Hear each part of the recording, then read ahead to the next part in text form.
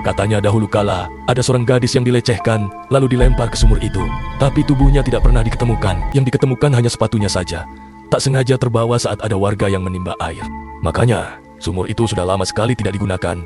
Sudah ditutup, agar tidak ada lagi warga yang mengambil air dari sana. Sudah didatangkan banyak orang pintar, tapi tidak mampu menyembuhkan. Pada tahun 90-an, ada seorang gadis cantik bernama Suminah yang disukai oleh Deden pemuda desa. Tapi kedua orang tua Suminah inginnya menantu kaya raya. Deden melihat Suminah dijemput supir. Dia hanya bisa melihatnya dari jauh. Dia juga hanya punya motor, tidak seperti pria kaya itu. Lelaki itu bertanya, apakah Suminah sudah siap?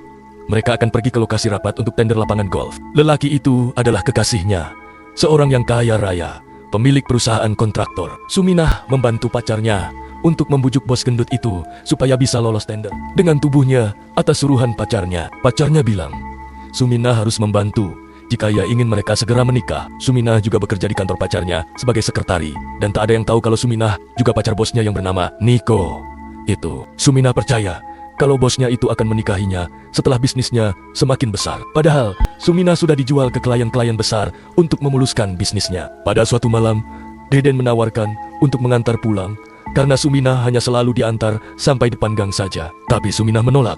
Deden malah mengejek, karena Suminah hanya diantar sampai depan gang. Suminah marah dan bilang kalau pacarnya itu bos besar, tak punya waktu untuk mengantarnya sampai rumah. Tidak seperti Deden, hanya tukang ojek. Deden terdiam, terkejut dengan hinaan Suminah.